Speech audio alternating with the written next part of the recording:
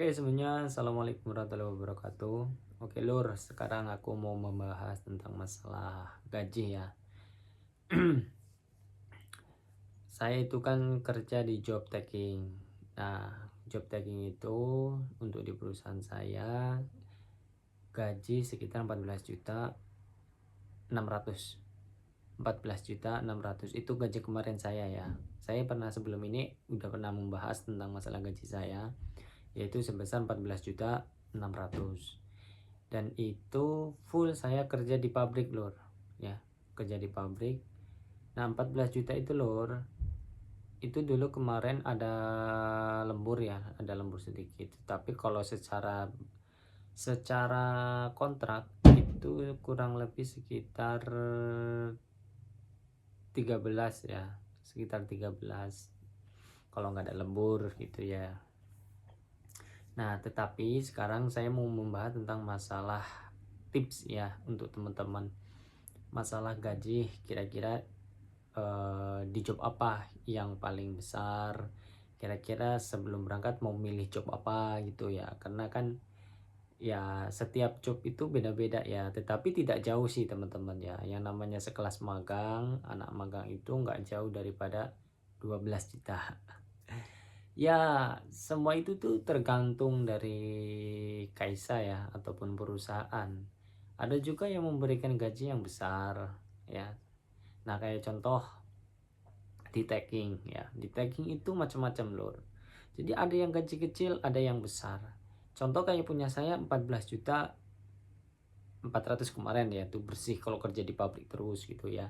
Kalau kerja di Genba ataupun di luar itu kurang lebih ya bisa 15 juta gitu kan, bisa 16 juta gitu.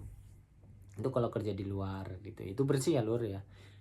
Tetapi ada juga kerja di tagging ya, gaji itu cuma bersih 11 juta ada lur. Itu temanku lur, ada 11 juta itu bersih, itu kerja di pabrik ya, kerja di pabrik. Itu gaji cuma 11 juta itu bersih lur. Kotor ya, ya sekitar 16 lah ya. Kalau itu kotor itu nggak jauh-jauh lah gitu kan. Nah, ada juga lur, tagging juga ada yang gaji sekitar 17 juta ada gitu. Temanku pun ada kayak gitu ya. Ya maka dari itu nggak mesti ya, nggak mesti masalah gaji di tagging itu nggak semuanya merata. Tetapi ya itu tadi tergantung perusahaan ya. Ya tergantung nasib-nasiban gitu ya. Nah, ini temanku itu lur, unik ya, unik banget. Dia itu yang aku katain itu tadi ya gaji sekitar 15 juta ya, 15 juta. Itu ya lur, itu perusahaan kecil ya. Dia itu pabriknya kecil, tahu nggak karyawannya berapa? Karyawannya cuma 5 ya. Karyawannya cuma 5, bosnya juga ikut kerja lur. Bosnya juga ikut kerja, satsonya ikut kerja. Kalau di bos saya ini kan bosnya itu cuma memantau ya. Dia dia di rumah, dia punya pabrik sendiri, dia memantau di pabrik dia gitu kan. Kalau anak-anak Genba ya udah, rida-ridanya orang-orang Jepang yang udah jadi ketua itu yang ngurusin gitu kan. Nah, ini lur, dia itu bosnya ini yang tadi gaji 15 juta itu, bosnya ikut gitu. Ya gimana nggak ikut? Orang gaji cuma orang yang kerja cuma 5 gitu ya. Tapi ya gajinya lumayan gitu kan, 15 juta gitu kan. Gak kerja normal dari jam 8 sampai jam 5 gitu ya. Ya tergantung jarak. Sekali lagi kalau Genba itu kita nggak bisa kok berangkat jam jam berapa? Pengen jam apa, berangkat jam 8 gitu kan. Terus kita berangkat jam 8 nggak bisa. Kalau Genba itu tergantung jarak kita dapat proyeknya di mana. Kalau jauh ya mungkin kita bisa jam 6 pagi kita udah berangkat gitu kan, setengah 6 kita udah berangkat, adalah macam-macam gitu ya. Nah, makanya lur, yang namanya gaji di Jepang itu terkhusus untuk tagging itu juga beda-beda ya. Tetapi lur, kalau menurut saya, kalau seumpamanya kalian itu pengen gaji yang menurut saya nih ya, berdasarkan pengalaman nih teman-teman, yang besar itu di job pengepresan ya lur. Pengepresan. Kenapa? Ya dia itu kerja kerja di dalam pabrik gitu ya. terus kerjanya enak, terus yang jelas pasti banyak lemburan gitu ya. Nah, resikonya juga lur, kalau kerja di pengepresan itu resiko kita dimarahin, ya kita dipukul itu jauh. Kenapa? Karena ya namanya pengepresan itu lur, itu kerjanya di bidang itu aja ya. Kosakatanya, ya kanjinya, tentang masalah pekerjaan itu aja. Jadi kita beberapa bulan kerja di situ tentu kita sudah menguasai ya, cepat menguasai karena kita kerjanya itu aja gitu kan. Ya beda halnya kalau kita kerja di tagging, di Canva ya, kayak kita orang kerja di bangunan lur, itu kerjaannya itu banyak, pusing kamu orang. Setiap hari kita itu kerjanya ganti terus. Bahkan saya 1 tahun ini banyak sekali kerjaan yang baru pertama kali aku pegang. Karena setiap hari kita itu bekerja selalu berbeda dengan pekerjaan gitu ya. Jadi banyak sekali kosakatanya gitu ya. Makanya saya sampai sekarang banyak yang belum bisa masalah kerjaan karena setiap hari itu tadi baru.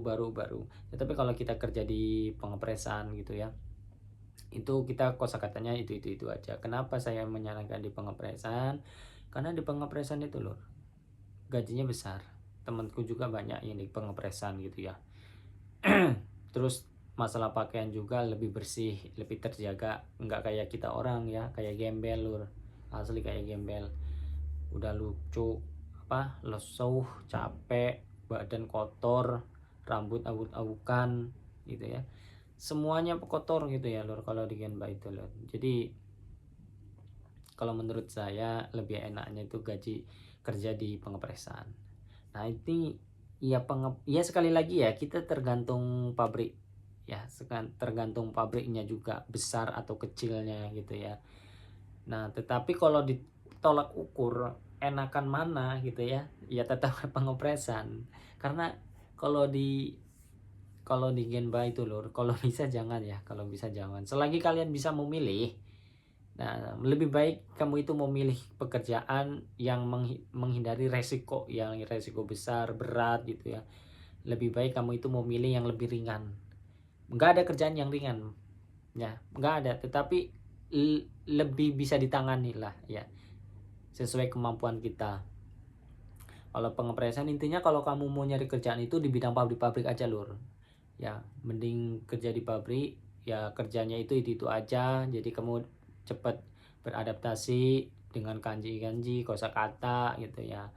Nah itu lebih enak ya. Itu menurut saya sih kalau mau teman-teman mau mencari gaji ya, kalau mau mencari gaji lebih besar mana, mau nyari di mana, ya lebih baik gaji kerja di bidang pengepresan ataupun ngelas gitu ya. Nah kalau ngelas juga kerja ya itu aja lur.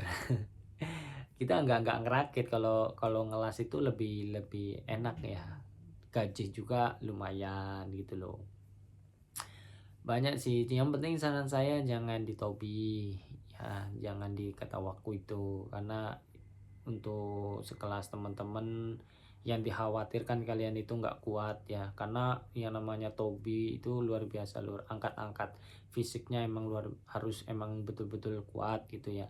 Tagging pun seperti itu gitu ya, tetapi bukan berarti tagging itu berat ya. Ya berat sih berat, tetapi ya masih bisa ditangani lah gitu ya, masih bisa ditanganin. Nah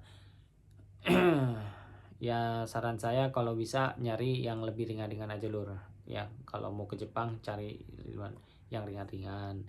Dan sekali lagi lur, jangan kalau mau berangkat ke Jepang itu jangan, yang penting berangkat dulu lah gitu ya, jangan lur.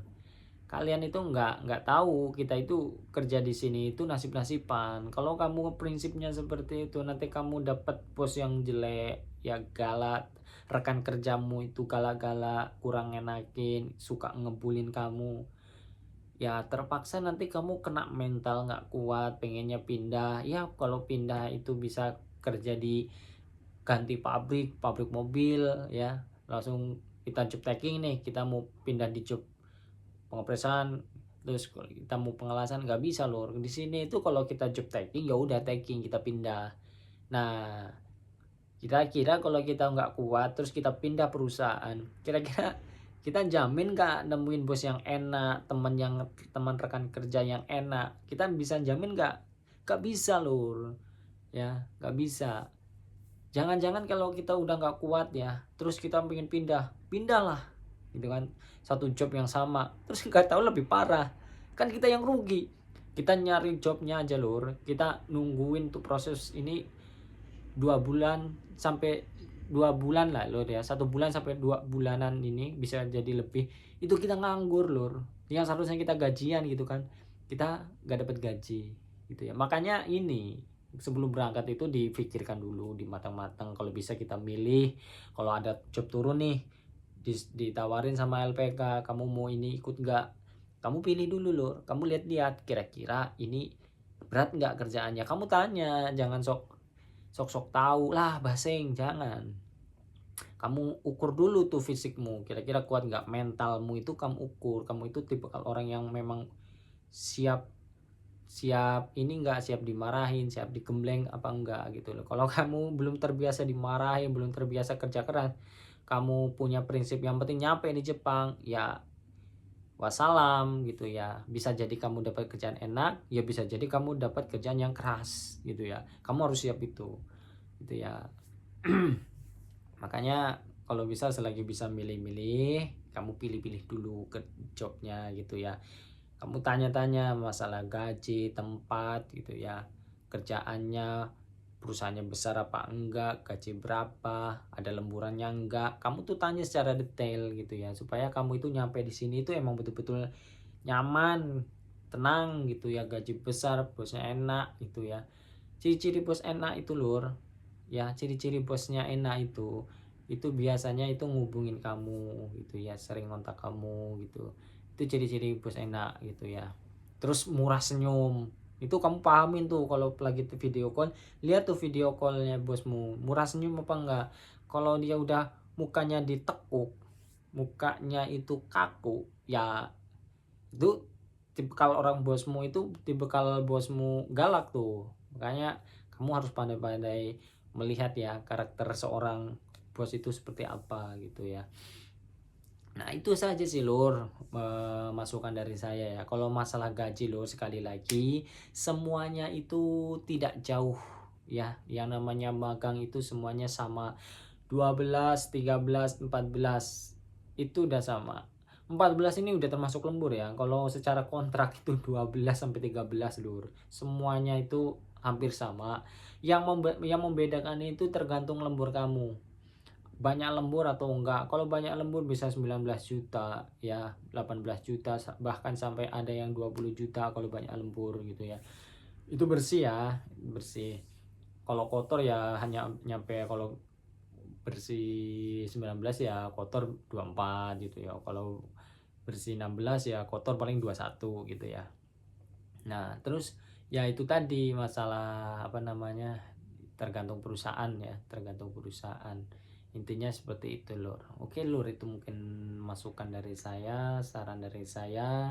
Mudah-mudahan ini bermanfaat ya kepada teman-teman yang lagi sedang proses di Indonesia gitu ya.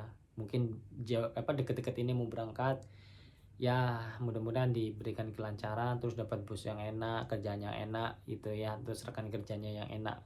Karena yang membuat kita betah itu bukan masalah gaji lur, tetapi rekan kerja kita, bos kita. Bos itu nggak ngaruh kalau menurut saya, tapi rekan kerja itu poin paling penting. Kalau bos marah, kalau bos sering marah, kita sih nggak terlalu pusing karena kita jarang ketemu ya. Tapi kalau kita rekan kerjanya itu memang senior kita ini kurang ajar gitu ya, nah ini yang nggak bakal kita bikin nggak tenang gitu ya, gampang marah gitu ya, suka mukul. Nah itu tuh, makanya gaji sebesar apapun kalau rekan kerjanya nggak enak, kamu nggak akan betah. Tetapi gaji sedikit, rekan kerjanya enak, bisa jadi kamu akan betah dan nggak mau pindah dan nggak mau berpaling, karena masalah rekan kerjanya sudah nyaman. Mungkin itu saja Lur ya, masukan dari saya. Terima kasih, mudah-mudahan bermanfaat. Assalamualaikum warahmatullahi wabarakatuh.